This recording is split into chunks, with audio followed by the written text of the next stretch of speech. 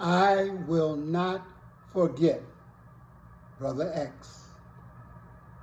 If you're afraid of black nationalism, you're afraid of revolution. And if you love revolution, you love black nationalism.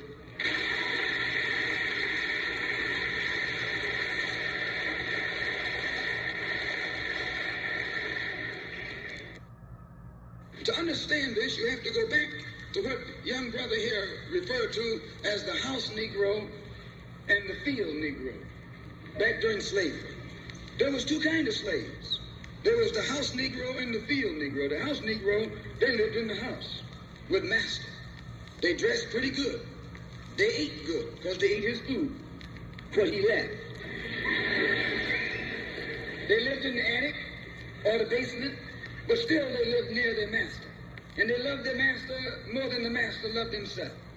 They would give their life to save their master's house quicker than the master would. The house Negro, if the master said, we got a good house here, the house Negro said, yeah, we got a good house here. Whenever the master said we, he said we. That's how you can tell a house Negro.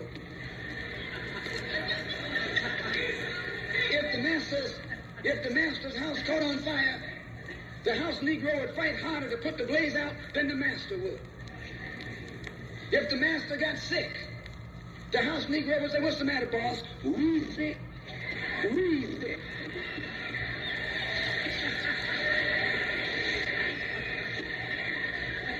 He identified himself with his master more than his master identified with himself.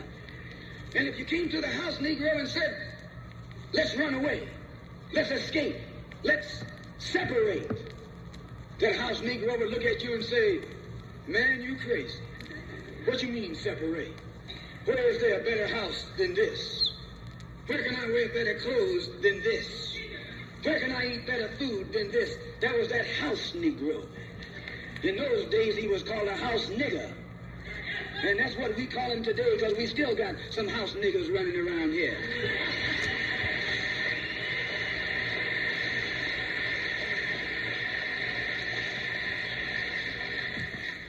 This modern house Negro loves his master. He wants to live near him. He'll pay 3 times as much as the house is worth just to live near his master. And then brag about, I'm the only Negro out here.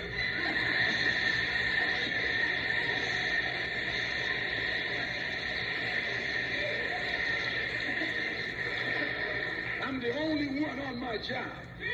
I'm the only one in this school. You're nothing but a house Negro.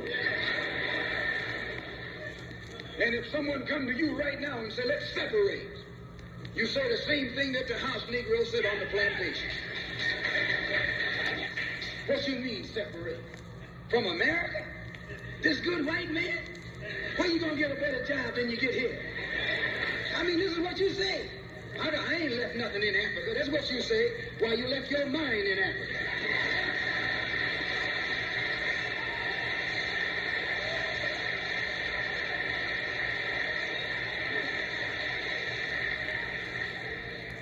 On that same plantation, there was the field Negro.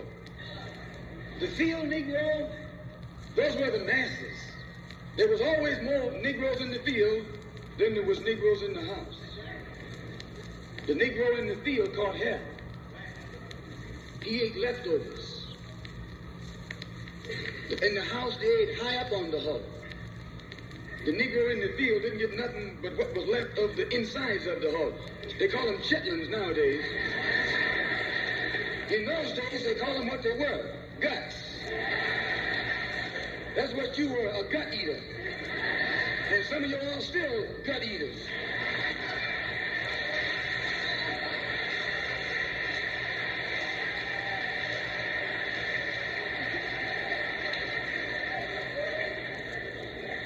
The field Negro was beaten from morning till night. He lived in a shack, in a hut.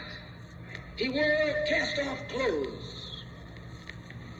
And he hated his master. I say he hated his master. He was intelligent. That house Negro loved his master. But that field Negro, remember, they were in the majority. And they hated the master. When the house caught on fire, he didn't try and put it out. That field Negro prayed for a wind, for a breeze. When the master got sick, the field Negro prayed that he died. If someone come to the field Negro and said, let's separate, let's run, he didn't say, where are we going? He said, any place is better than here.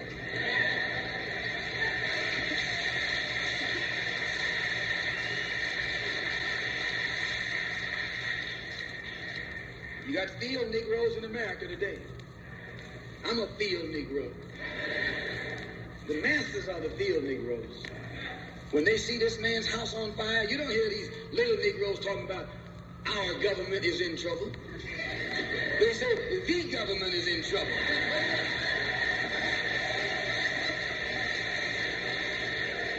Imagine a Negro, our government. I even heard one say, our astronauts. They won't even let him near the plant. And our astronauts, our Navy, that's a Negro that's out of his mind. That's a Negro that's out of his mind. Just as the slave master in that day used Tom, the house Negro, to keep the field Negroes in check, the same old slave master today has Negroes who are nothing but modern Uncle Toms, 20th century Uncle Toms, to keep you and me in check, keep us under control, keep us passive and peaceful and nonviolent. That's Tom making you nonviolent. It's like when you go to the dentist and the man is going to take your tooth. You're going to fight him when he starts pulling. So they squirt some stuff in your jaw called Novocaine to make you think they're not doing anything to you. So you sit there and of course you got all that Novocaine in your jaw, you suffer peacefully.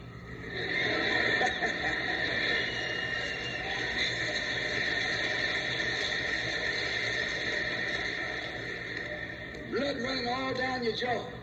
And you don't know what's happening. Because someone has taught you to suffer peacefully. The white man do the same thing to you in the street. When he want to put knots on your head and take advantage of you and don't have to be afraid of you fighting back, to keep you from fighting back, he get these old religious Uncle Toms to teach you and me that just like Novocaine, suffer peacefully. Don't stop suffering, just suffer peacefully. As Reverend Cleave pointed out, let your blood flow in the streets. This is a shame. And you know he's a Christian preacher. If it's a shame to him, you know what it is to me.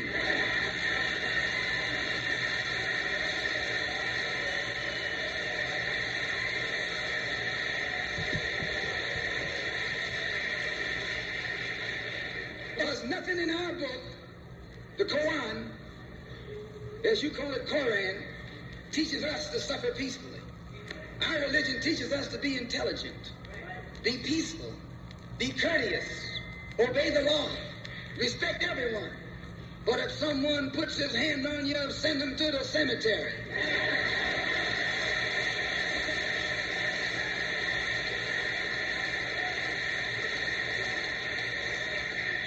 That's a good religion.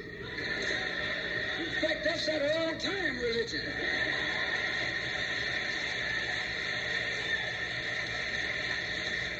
That's the one that Ma and Pa used to talk about.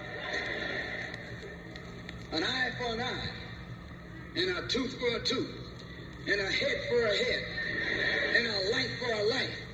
That's a good religion. And then anybody, no one resents that kind of religion being taught but a wolf who intends to make you his meal. This is the way it is with the white man in America.